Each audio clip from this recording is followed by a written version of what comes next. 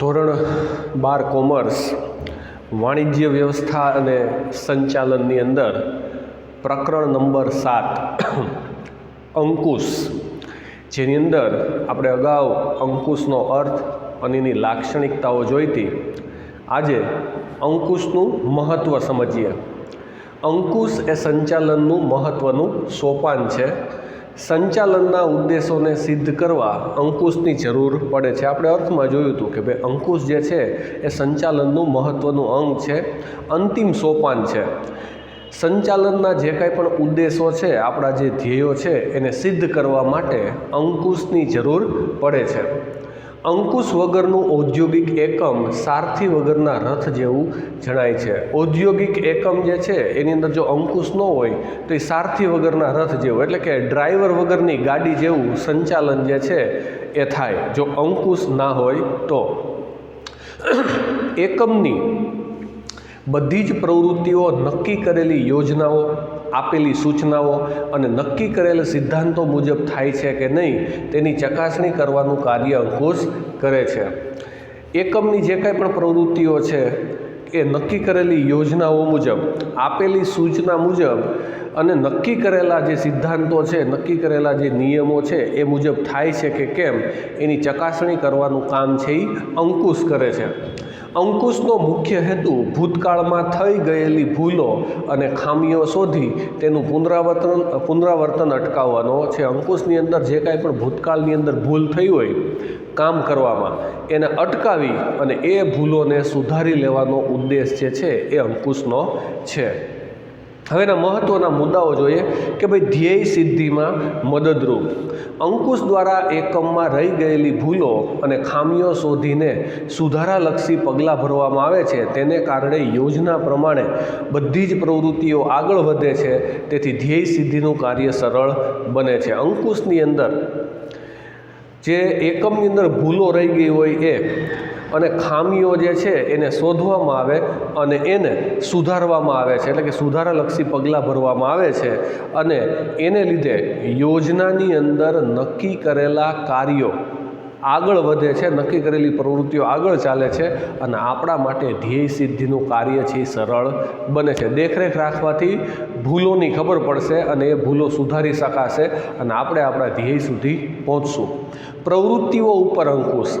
ધંધાકીય એકમની વિવિધ પ્રવૃત્તિઓ અને કાર્ય વિસ્તારો જેવા કે ઉત્પાદન, વેચાણ, કર્મચારી, નાણાકીય ગુણવત્તા વગેરે પ્રવૃત્તિઓ અને કાર્ય વિસ્તારો ઉપર અંકુશ રાખી શકાય છે.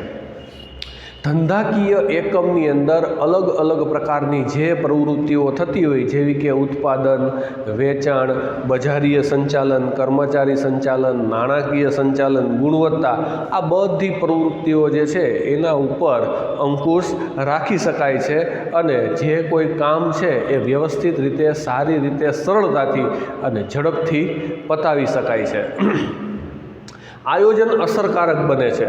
નિષ્ણાતોના અભિપ્રાય મુજબ આયોજન રસ્તો નક્કી કરે છે, જ્યારે અંકુશ તે રસ્તે થયેલી પ્રવૃત્તિઓના વિચલનો તપાસીને તે સુધારવા પ્રયત્ન કરે છે. નિષ્ણાતોના અભિપ્રાય મુજબ જે આયોજન છે રસ્તો નક્કી કરે કે ક્યાં જવું છે અને અંકુશ જે છે એ રસ્તે જે પ્રવૃત્તિઓ થતી હોય એની અંદર જે વિચલનો, એટલે કે જે કાંઈ પણ સમસ્યાઓ સર્જાય એને સુધારવાના પ્રયત્નો કરે છે. આમ અંકુશને કારણે આયોજનના લક્ષ્યાંકો સિદ્ધ થતા હોવાથી આયોજન સફળ બને છે. અંકુશને કારણે આયોજનમાં નક્કી કરેલા ઉદ્દેશો છે એ સિદ્ધ થતા હોવાથી આયોજનને અસરકારક અંકુશ બનાવે છે. પ્રવૃત્તિઓ વચ્ચે સંકલન. ધંધાકીય એકમની વિવિધ પ્રવૃત્તિઓ વચ્ચે સંકલન સાધવામાં અંકુશ પ્રક્રિયા મદદરૂપ થાય છે. અંકુશને લીધે જ એકમની બધી પ્રવૃત્તિઓ વચ્ચે સંકલન સધાય છે. ધંધાકીય એકમની તમામ પ્રવૃત્તિઓ છે એના વચ્ચે સંકલન સાધવામાં અંકુશ પ્રક્રિયા જે છે એ મદદરૂપ થાય છે. અંકુશને લીધે અલગ અલગ વિભાગોની અંદર થતી જે અલગ અલગ પ્રવૃત્તિઓ છે એની વચ્ચે સંકલન સારામાં સારી રીતે સધાય છે. કાર્યનું મૂલ્યાંકન. એકમના અગાઉથી નક્કી કરેલા ધોરણો અથવા પ્રમાણો દ્વારા વાસ્તવિક સિદ્ધિઓનું માપ કાઢી શકાય છે અને કાર્યોનું મૂલ્યાંકન કરી શકાય છે. એકમના અગાઉથી નક્કી કરેલા જે કાંઈ પણ ધોરણો છે અથવા તો જે કાંઈ પણ પ્રમાણો છે એનું વાસ્તવિક સિદ્ધિઓનું, વાસ્તવિક રીતે આપણે કઈ સિદ્ધિઓ મેળવેલી છે એનું માપ પણ આપણે કાઢી શકીએ છીએ અને એ કાર્યોનું મૂલ્યાંકન અંકુશ દ્વારા કરી શકીએ. કોણે કેવું કામ, કેવા પ્રકારનું કામ કર્યું છે એ આપણે માપી પણ શકીએ છીએ અંકુશની મદદથી.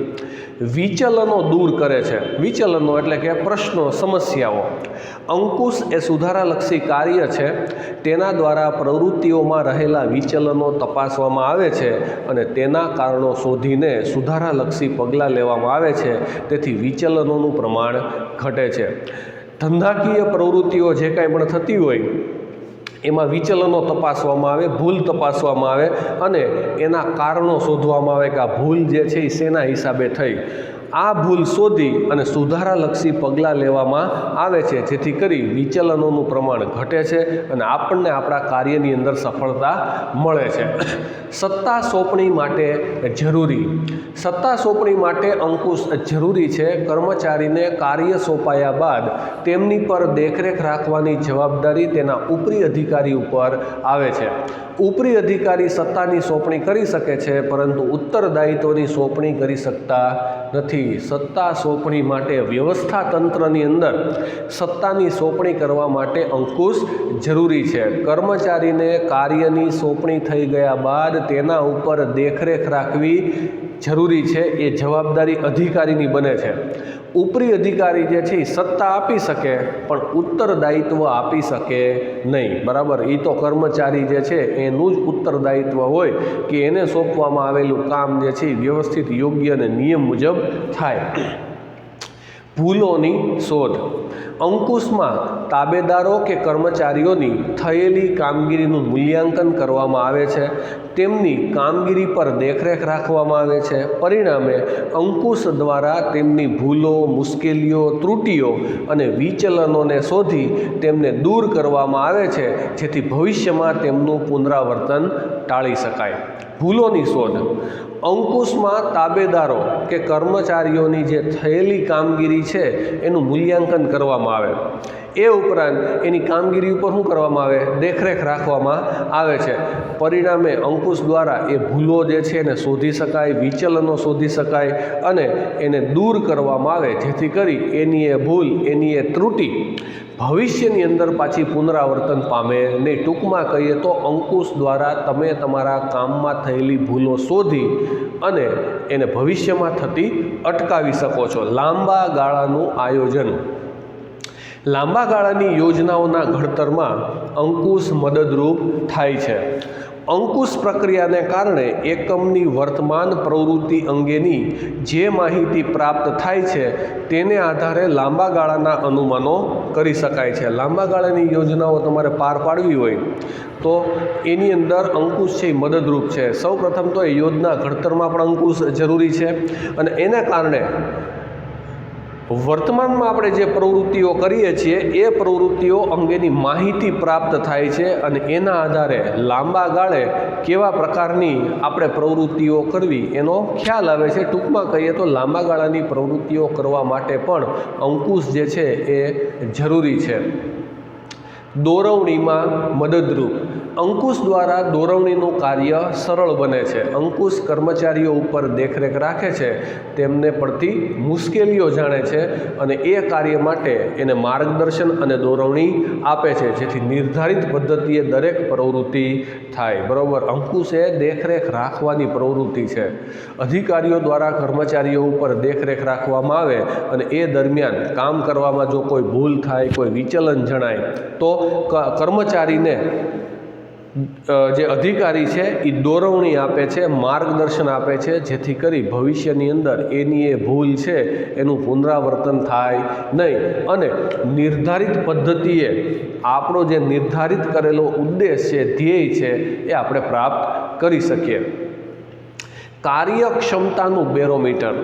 ધંધાકીય એકમમાં અંકુશનું કાર્ય જેટલું ચોક્કસ એટલી સંચાલનની કાર્યક્ષમતા વધુ.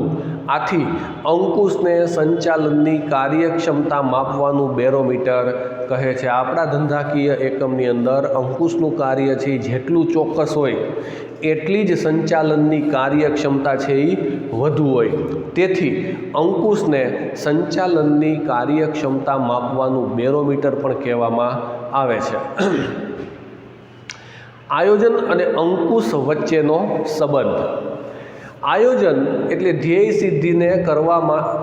સિદ્ધ કરવા માટે કરવામાં આવેલો બુદ્ધિપૂર્વકનો સૂચિત કાર્યક્રમ. આયોજન શું છે? બૌદ્ધિક કાર્યક્રમ છે કે તમારે કયો ઉદ્દેશ છે એ પાર પાડવો છે એના માટે બૌદ્ધિક પ્રક્રિયા કરી, બરાબર, અને આપણા મગજની અંદર એ વિચારી અને એક સૂચિત કાર્યક્રમ ઘડવામાં આવે છે, એને આયોજન કહેવાય.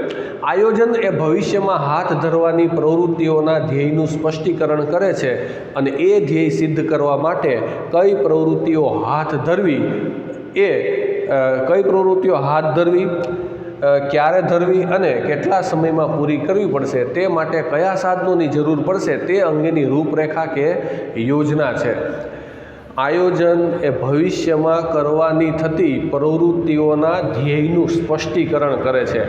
આ ધ્યેયને પાર પાડવા માટે કોણે, ક્યારે, કેટલા પ્રમાણમાં, કેવા પ્રકારનું કાર્ય કરવું પડશે, કેવા પ્રકારના સાધનોની જરૂર પડશે તે અંગેની રૂપરેખા તૈયાર કરવામાં આવે છે. જ્યારે અંકુશ છે એ શું છે કે ધંધાકીય એકમના આયોજન મુજબ આપેલ સૂચના મુજબ અને સ્થાપિત ધોરણો મુજબ કામ થાય છે કે નહીં તેની ચકાસણી કરી જો વિચલનો માલુમ પડે તો સુધારાલક્ષી પગલાં લેવાની પ્રક્રિયા છે. અંકુશ છે શું છે કે ભાઈ ધંધાકીય એકમની અંદર આયોજન મુજબ સૂચિત કાર્યક્રમ મુજબ તમામ કાર્યો થાય છે કે કેમ એની દેખરેખ રાખે છે અને એની ચકાસણી કરે છે. જો એ ચકાસણી દરમિયાન એની અંદર ભૂલ કે વિચલન જણાય તો સુધારાલક્ષી પગલાં લેવાની પ્રક્રિયા કરે છે. આ અંકુશનું કામ છે કે આયોજન મુજબ બધું થાય છે કે કેમ એ જોવે. જ્યાં આયોજન હોય ત્યાં અંકુશ જરૂરી બને છે અને જ્યાં અંકુશ હોય ત્યાં અગાઉથી આયોજન થયેલું જ હોય છે. જ્યાં આયોજન કરેલું હોય એના ઉપર અંકુશ જરૂરી છે. જે જગ્યાએ અંકુશ હોય ત્યાં આયોજન અગાઉથી થયેલું હોય. તેથી આયોજન અને અંકુશ એકબીજા સાથે સંકળાયેલા છે. એટલે આપણે સીધી રીતે કહીએ તો આયોજન જે છે એ અંકુશ સાથે સીધી રીતે સંકળાયેલું છે. ત્યાર પછી આયોજન અને અંકુશ એક જ સિક્કાની બે બાજુ છે. આયોજન અને અંકુશ એ સંચાલનના બે ખૂબ જ મહત્ત્વના પરસ્પર આધારિત કાર્યો છે. આપણે અગાઉ પણ જોયું કે ભાઈ આયોજન જ્યાં હોય ત્યાં અંકુશની પ્રવૃત્તિ કરવી પડે, જ્યાં અંકુશ રાખવામાં આવતો હોય ત્યાં અગાઉથી આયોજન થયેલું હોય. એટલે એક સિક્કાની બે બાજુ કહી શકાય, એકમેક સાથે સીધી રીતે સંકળાયેલા કહી શકાય. આયોજનની સફળતાનો આધાર અંકુશ ઉપર છે.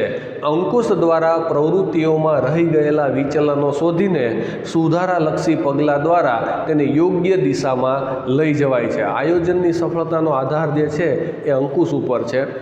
અંકુશ દ્વારા આપણા જે કાર્યો છે, આપણી જે પ્રવૃત્તિઓ છે, આપણી જે ભૂલો છે એ ભૂલોમાં સુધારાલક્ષી પગલાં લઈ અને ભવિષ્યની અંદર એને ફરીથી થતાં અટકાવી શકીએ છીએ અને આપણા ધંધાકીય પ્રવૃત્તિ જે છે, આપણા ધંધાની પ્રવૃત્તિઓ છે એની યોગ્ય દિશામાં લઈ જઈ શકીએ છીએ. જ્યારે બીજી બાજુ અંકુશ કાર્યનું અસ્તિત્વ આયોજન વગર શક્ય નથી. કારણ કે અંકુશના કાર્યમાં આયોજનના લક્ષ્યાંકો સિદ્ધ થયા છે કે નહીં તેની ચકાસણી કરવામાં આવે છે. એટલે જો આયોજન ન કર્યું હોય તો અંકુશ કાર્યની કોઈ જરૂર રહેતી નથી. બરાબર. એટલે અંકુશ કાર્યનું અસ્તિત્વ જે છે એ આયોજન વગર શક્ય નથી. જો આયોજન કરવામાં આવેલું હોય ને તો જ એ કાર્યો ઉપર અંકુશ રાખવાની જરૂર પડે. આયોજન મુજબ કામ થાય છે કે નહીં એની ચકાસણી અંકુશ દ્વારા કરી શકાય. માની લ્યો કે જો આયોજન જ નથી કોઈ યોજના કે કોઈ પ્રવૃત્તિ માટેનું તો અંકુશ જે છે, અંકુશના કાર્યનું કોઈ મહત્ત્વ નથી અને એની કોઈ જરૂર પડતી નથી. એટલા માટે કહી શકાય આયોજન અને અંકુશ જે છે એ એક સિક્કાની બે બાજુ છે. પરિવર્તનો સામે રક્ષણ. આયોજનમાં જે કાર્યક્રમો ઘડવામાં આવે છે તેનો અમલ આંતરિક અને બાહ્ય પરિબળો ઉપર આધારિત હોય છે. આયોજનની અંદર જે કાર્યક્રમો ઘડવામાં આવે એ શેના આધારિત હોય? આંતરિક એટલે ધંધાની અંદરના પરિબળોના, બાહ્ય એટલે કે ધંધાની બહારના પરિબળો, એના ઉપર આધારિત હોય છે. આંતરિક પરિબળો જે છે એને નિયંત્રણમાં લઈ શકાય છે, બાહ્ય પરિબળોને નિયંત્રણમાં લઈ શકાય નહીં. દાખલા તરીકે બાહ્ય પરિબળો કેવા? તો કે ભાઈ સરકારની નીતિ, હરીફાઈ, તેજી, મંદી, કાચા માલની અછત, લોકોની પસંદગી અને અભિરુચિ, ફેશનમાં પરિવર્તન વગેરે માટે અંકુશ જરૂરી બને છે. આ બાહ્ય પરિબળો છે, એના ઉપર આપણો કોઈ અંકુશ છે નહીં. એમ છતાં પણ એની સામે પગલાં લેવા પડે, એની સામે સુધારાલક્ષી તમારે પગલાં લેવા પડશે. બાહ્ય પરિબળોને સમજી તે અનુસાર સુધારાલક્ષી પગલાં લઈને આયોજન અનુસાર કાર્ય થાય તે જોવાનું કાર્ય અંકુશનું છે. આમ આયોજન અને અંકુશ પરિવર્તનો સામે રક્ષણ પૂરું પાડે છે કે ભાઈ આપણને ખબર પડી ગઈ કે બાહ્ય પરિબળોની અંદર આવા પ્રકારના ફેરફારો થશે તો એની સામે સુધારાલક્ષી પગલાં લઈ અને એ મુજબનું આયોજન કરી શકાય અને આપણે પરિવર્તનો જે થતા હોય બજારની અંદર એની સામે રક્ષણ મેળવી શકીએ. તો અંકુશ જે છે એ પરિવર્તનોની સામે રક્ષણ પણ પૂરું પાડે છે. અંકુશ માટે આયોજન પૂર્વ શરત છે. આપણે અગાઉ જોયું કે આયોજન અને અંકુશ એક સિક્કાની બે બાજુ છે. આયોજન જ્યાં હોય ત્યાં જ અંકુશ હોય. આયોજન વગર અંકુશનું કોઈ મહત્વ છે નહીં. જ્યાં આયોજન જ ન હોય તો ત્યાં અંકુશ રાખવાની જરૂર પડતી નથી. ધંધાકીય એકમના ધ્યેય સિદ્ધ કરવા યોજનાઓ ઘડવાનું કાર્ય આયોજન કરે છે. યોજનાઓ મુજબ પ્રવૃત્તિઓ થાય છે કે નહીં તે જોવાનું કાર્ય અંકુશ દ્વારા થાય છે. અંકુશના કાર્યમાં આયોજનના ધોરણો સાથે કામગીરીના પરિણામોને સરખાવવામાં આવે છે અને વિચલનો જણાતા સુધારાત્મક પગલાં લેવામાં આવે છે. આમ અંકુશના કાર્ય માટે આયોજન એ પૂર્વ શરત છે. ધંધાકીય એકમ જે છે એના ધ્યેયો સિદ્ધ કરવા માટે આયોજન છે એ કરવું પડે. બરાબર, આયોજન ઘડવાનું કાર્ય થાય છે. હવે એ યોજનાઓ મુજબ કાર્ય થાય છે કે નહીં એ જોવાનું કાર્ય કોણ કરે છે? અંકુશ કરે છે. અને અંકુશ જે છે એનું કાર્ય આયોજનો સાથે, આયોજન અને યોજનાઓ સાથે સરખામણી કરી અને જો એની અંદર વિચલનો જણાય તો સુધારાલક્ષી પગલાં લેવામાં આવે છે. એટલે અંકુશ માટે આયોજન જે છે એ પૂર્વ શરત છે. આયોજન એ અંકુશનો જન્મદાતા છે. આયોજનને કારણે જ અંકુશના કાર્યનો જન્મ થાય છે. ફરીથી એની જ વાત છે કે ભાઈ આયોજન ના હોય તો અંકુશની જરૂર રહેતી નથી. એટલે આયોજન જે છે એના કારણે જ અંકુશનો જન્મ થાય છે. આયોજનમાં નક્કી થયેલી પ્રવૃત્તિઓ ઉપર અંકુશ રાખવાનો હોય છે. તેથી આયોજન વગર અંકુશનું કાર્ય અસ્તિત્વમાં આવી શકે નહીં. આ હકીકતને ધ્યાનમાં રાખીને આયોજનને અંકુશના જન્મદાતા તરીકે ઓળખવામાં આવે છે. આયોજનની અંદર જે નક્કી કરવામાં આવેલી પ્રવૃત્તિઓ હોય એના ઉપર અંકુશ રાખવાનો હોય છે. બરાબર, એટલે આયોજન ઉપર અંકુશ રાખવાનું કાર્ય જે છે, આયોજન ઉપર અંકુશ રાખવાની પ્રક્રિયા જે છે એ કરવી પડે છે. આયોજન વગર અંકુશ રાખી શકાય નહીં. આયોજન વગર અંકુશનું અસ્તિત્વ શક્ય છે નહીં. અને આ હકીકત જે છે એને ધ્યાનમાં રાખીને આપણે એવું કહી શકીએ કે આયોજન જે છે એ અંકુશનો જન્મદાતા છે. અંકુશની પ્રક્રિયાના તબક્કાઓ.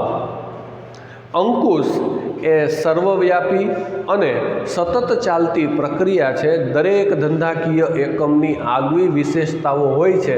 તેથી અંકુશ રાખવા માટેની પ્રક્રિયા બધા એકમો માટે એક સરખી હોઈ શકે નહીં. અંકુશ એ સર્વવ્યાપી પ્રક્રિયા છે. દરેક જગ્યાએ જ્યાં આયોજન થતું હોય ત્યાં અંકુશ રાખવામાં આવે છે. પણ ધંધાકીય એકમની જે આગવી વિશિષ્ટતાઓ છે એના ઉપર અંકુશ રાખવા માટે દરેક અલગ અલગ ધંધાની અંદર અલગ અલગ પ્રકારે અંકુશ રાખવામાં આવે છે. છતાં અંકુશ રાખવાની પ્રક્રિયાના કેટલાક તબક્કા સામાન્ય રીતે દરેક ધંધાકીય એકમોમાં જોવા મળે છે, જે નીચે મુજબ છે. એમ છતાં પણ સર્વસામાન્ય કહી શકાય કે અંકુશ રાખવા માટેના તબક્કા જે છે એ લગભગ દરેક ધંધાકીય એકમમાં જોવા મળે છે. એ તમને અહીંયા આપેલા છે કે ભાઈ ધોરણોની સ્થાપના, માહિતી સંપાદન, કામગીરીનું માપન, થયેલ કામગીરીની સ્થાપિત ધોરણો સાથે સરખામણી અને સુધારાલક્ષી પગલાં. પહેલા વહેલા છે ધોરણોની સ્થાપના. અંકુશ પ્રક્રિયાની શરૂઆત ધોરણોની સ્થાપના કરવાથી થાય છે. ધોરણો કે પ્રમાણો એક પ્રકારના માપદંડ છે. સૌપ્રથમ તો ધોરણો નક્કી કરવામાં આવે, એક લેવલ નક્કી કરવામાં આવે કે આ પ્રમાણેનું આટલું કાર્ય કરવું. એના આધારે જ તમે સરખામણી કરી શકો.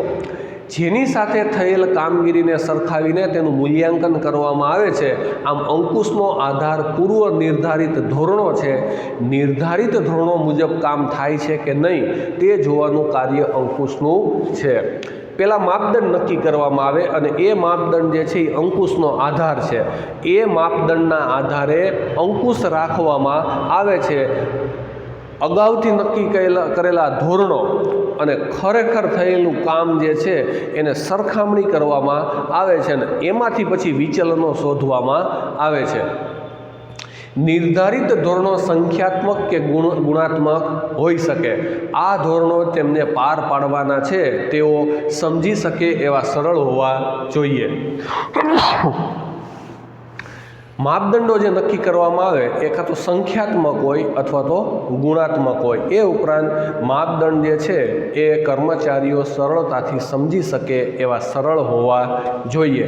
આવા ધોરણોમાં ભૌતિક, પડતર, આવક, મૂડી વગેરે પ્રમાણોનો સમાવેશ થાય છે.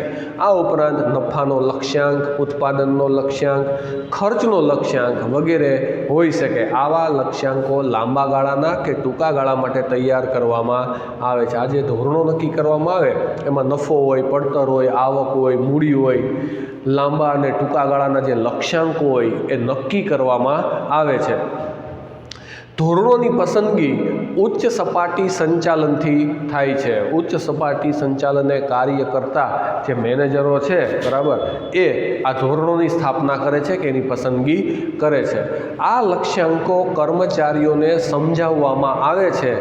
કામદારો લક્ષ્યાંકો પરથી તેમની કામગીરીનું આયોજન મેળવે છે અને આ ધોરણો જાળવવાના સતત પ્રયત્નો કરે છે. કર્મચારીઓ જે છે એને આ લક્ષ્યાંકો સમજાવવામાં આવે છે.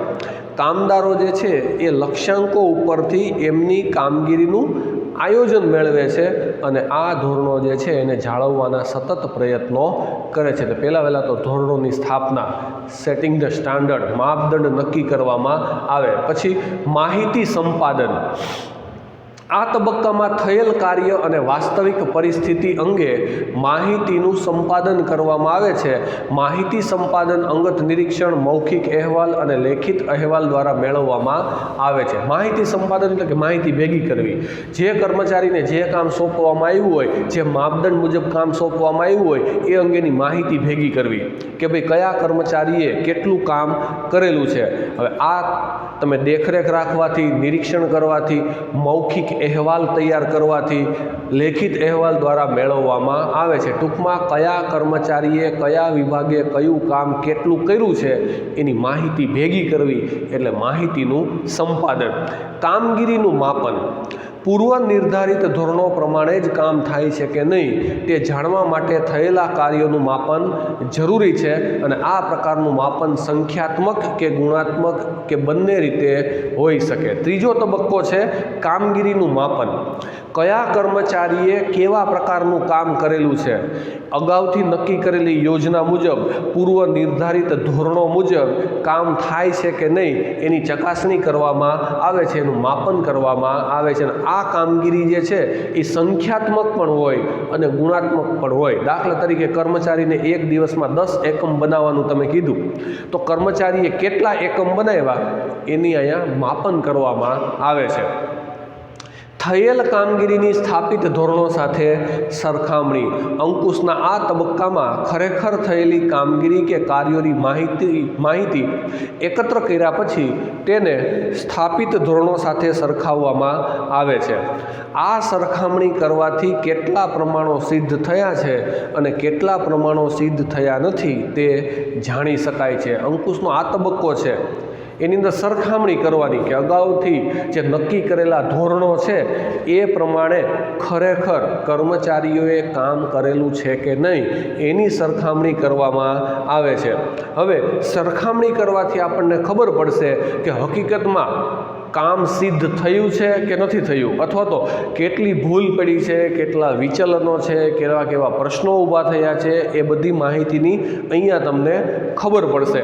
ત્યાર પછી સુધારાલક્ષી પગલાં લેવામાં આવે. બરાબર, તમને જ્યાં ભૂલ દેખાય તમે સરખામણી કરી સ્થાપિત ધોરણો અને ખરેખર થયેલી કામગીરી વચ્ચે જ્યાં પણ વિચલનો હોય, જ્યાં પણ ભૂલ થયેલી હોય ત્યાં સુધારાલક્ષી પગલાં લેવામાં આવે. સુધારાલક્ષી પગલાં એ અંકુશ પ્રક્રિયાનો છેલ્લો તબક્કો છે.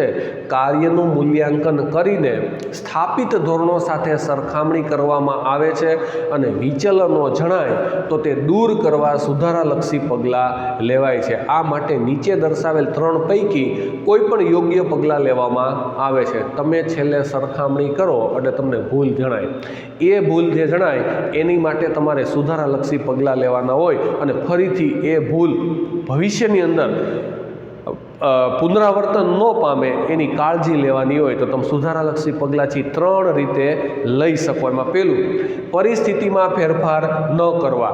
સ્થાપિત ધોરણોની સરખામણી કર્યા પછી પ્રાપ્ત થયેલા વિચલનો જો સામાન્ય હોય તો તે સ્વીકારવામાં આવે છે. આ માટે કોઈ સુધારાલક્ષી પગલાં લેવામાં આવતા નથી, અર્થાત પરિસ્થિતિમાં ફેરફાર થતો નથી. પહેલાં તો પરિસ્થિતિમાં ફેરફાર નહીં કરવાનો, સ્થાપિત ધોરણોને એમનેમ રહેવા દેવાના. બરાબર, પ્રાપ્ત થયેલા વિચલન જે છે એ જો સામાન્ય હોય, સામાન્ય ફેરફાર આવ્યો હોય તો કાંઈ ફેરફાર કરવાનો હોય નહીં અને કોઈ પણ પ્રકારના સુધારાલક્ષી પગલાં લેવાના હોય નહીં. આપણે 10 એકમની કામગીરી સોંપી હતી અને એને 9 એકમ બનાવ્યા છે તો એકાદ એકમમાં આમથી આમ થાય તો એમાં કોઈ સુધારા કરવાના હોય નહીં. બીજું, પરિસ્થિતિમાં ફેરફાર કરી વિચલનોને દૂર કરવા. સ્થાપિત ધોરણો અને વાસ્તવિક ધોરણો વચ્ચે જો મોટો તફાવત હોય તો આવો તફાવત કે વિચલન ઉદ્ભવવાના કારણો તપાસી તે દૂર કરવા જરૂરી સુધારાલક્ષી પગલાં લેવાય છે. બરાબર, વિચલન જો મોટા હોય, 10 એકમની કામગીરી સોંપી હોય અને માત્ર 5 કે 6 એકમનું જ કામ થયું હોય તો તમારે શું કરવું પડે? વિચલન ઉદ્ભવવાના કારણ તપાસવાના કે કેમ ભાઈ આટલું ઓછું કામ થયું, તો એના માટે સુધારાલક્ષી પગલાં લેવાના અને પરિસ્થિતિની અંદર તમારે ફેરફાર કરવો પડે. ત્યાર પછી ધોરણોમાં ફેરફાર કરી નવા ધોરણો સ્થાપવા. સ્થાપિત ધોરણો સતતપણે સિદ્ધ થઈ શકતા ન હોય તો એનો અર્થ એ થાય છે કે સ્થાપિત ધોરણો ઊંચા છે અને તેમાં ફેરફાર કરવો જરૂરી બને છે. આવા સંજોગોમાં સ્થાપિત ધોરણોમાં જરૂરી ફેરફાર કરી નવા ધોરણો સ્થાપવામાં આવે છે. કેટલીક વાર સ્થાપિત ધોરણો કરતાં વધુ સારા પરિણામો હોય તો ધોરણો સુધારીને ઊંચા ધોરણોની સ્થાપના કરવામાં આવે છે. જો આપણે અગાઉથી નક્કી કરેલા જે ધોરણો છે, સ્થાપિત ધોરણો છે, એ વધારે ઊંચા નક્કી થઈ ગયા હોય તો ઘણી બધી વખત એ સતત સિદ્ધ થઈ શકતા નથી, કર્મચારીઓ એટલું કામ કરી શકતા નથી. તો સ્થાપિત ધોરણોમાં તમારે ફેરફાર કરવો પડે અને એ ધોરણો છે ને નીચા લઈ આવવા પડે. તમે એક કર્મચારી માટે 15 એકમ નક્કી કર્યા હોય તો 15 એકમ કોઈ દી એનાથી થતા જ નથી, તો તમારી ધોરણને શું કરવું પડે? નીચું, એટલે કે 10 એકમે ફિક્સ કરવું પડે.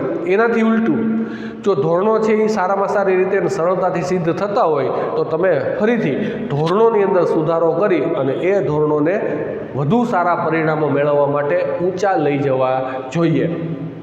આમ અંકુશનું કાર્ય એ માત્ર વિચલનોને શોધવાનું નથી, પરંતુ એકમના કાર્યોને ધ્યેય સિદ્ધિ તરફ દોરવાનું છે.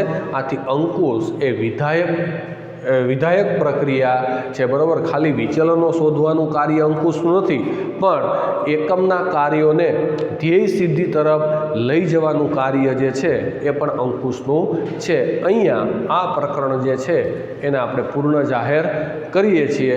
તમારે આ પ્રકરણનું સ્વાધ્યાય છે એની પાકી બુકની અંદર લખવાનું છે।